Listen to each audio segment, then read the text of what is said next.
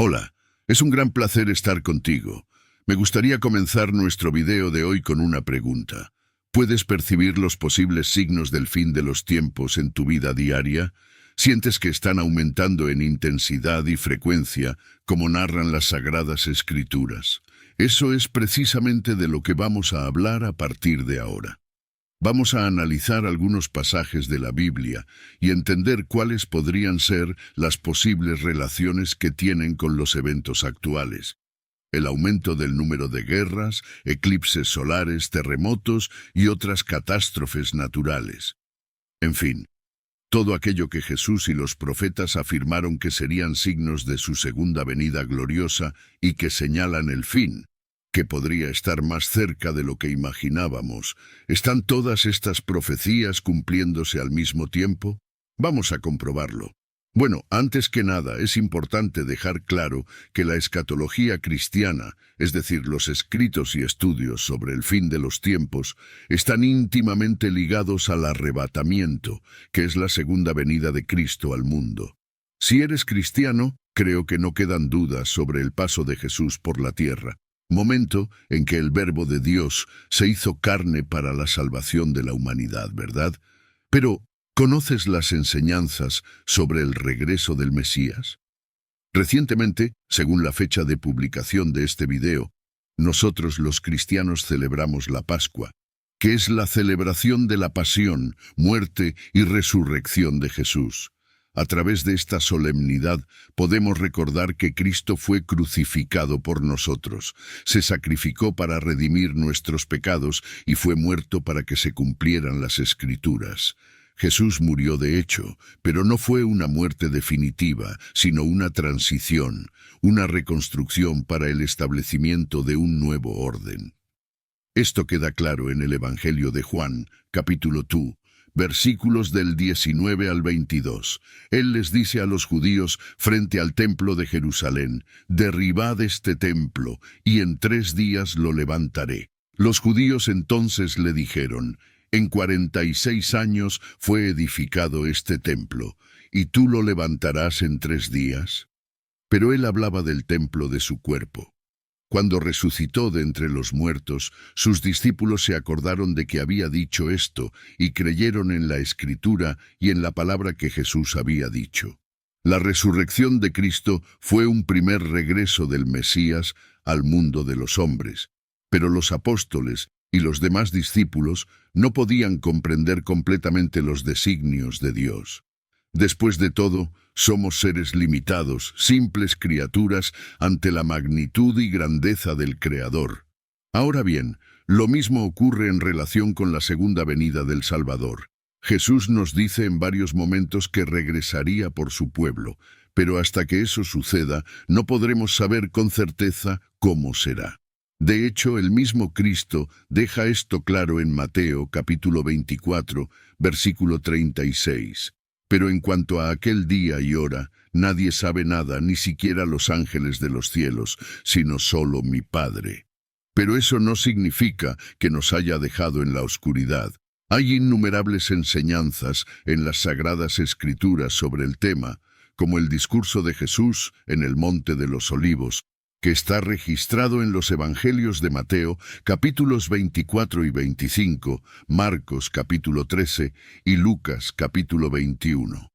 Además, el Espíritu Santo nos ha dejado el libro del Apocalipsis, que está dedicado enteramente al tema. Fue escrito por Juan, el discípulo amado, que es el 4º evangelista. Las profecías escatológicas no se concentran solo en el Nuevo Testamento. Esta parte se centra en la relación del fin de los tiempos con las obras de Cristo. Por supuesto, pero las profecías sobre el fin ya estaban presentes en el Antiguo Testamento y solo se refuerzan con la llegada del Mesías. Casi todos los antiguos profetas hablan sobre el tema, pero Ezequiel se destaca entre ellos, especialmente en los capítulos 36, 37 y 38 de su libro. Entonces, vamos a conocer algunos de estos signos y señalar su posible relación con los eventos actuales. El primero y más enigmático de ellos está precisamente en el libro del profeta del Antiguo Testamento, Ezequiel. narra que Dios lo llevó a un valle de huesos secos y le ordenó profetizar que esos restos mortales serían unidos a nervios, carne y espíritu, y volverían a la vida. Formaron un gran ejército perteneciente a la casa de Israel y serían unidos por el poder de Dios, su Señor.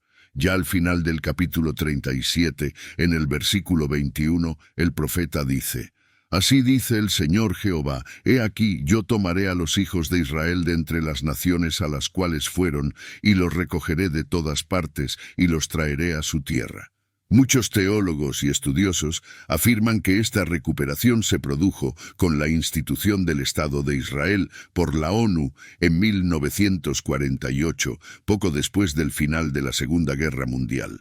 Este conflicto fue el más grande y terrible producido por la humanidad, dejando millones de muertos en todo el mundo. Entre los pueblos más perseguidos estaban precisamente los judíos, los israelitas, que aún no habían logrado regresar a su tierra después de haber sido expulsados hacía muchos siglos. Se estima que más de 6 millones de judíos perecieron en esta guerra, haciendo que el episodio histórico fuera conocido como el Holocausto. La similitud de estos eventos con las profecías de las Sagradas Escrituras es clara. El valle de huesos secos, los millones de judíos perseguidos, contribuyeron a la instauración del Estado de Israel, que fue el regreso de los israelitas a su territorio. Este sería el punto de partida, el principio para los otros signos que apuntan al arrebatamiento, como veremos a continuación. Entre las predicciones de los profetas, las guerras siempre están entre los principales indicios del fin de los tiempos. Aparecen en el Antiguo y en el Nuevo Testamento, incluidos los Evangelios y el Apocalipsis. Sin embargo, hay un conflicto, o mejor dicho, un escenario muy específico que podría estar desarrollándose en este momento.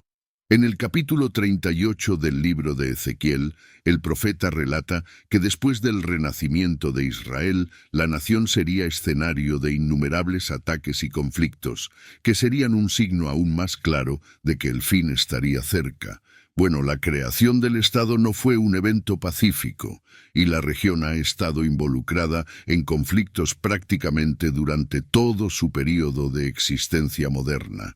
Pero Ezequiel habla de una condición geopolítica muy específica. El profeta dice que el fin estará cerca cuando haya una coalición entre las naciones que hoy están compuestas por Rusia, Turquía e Irán.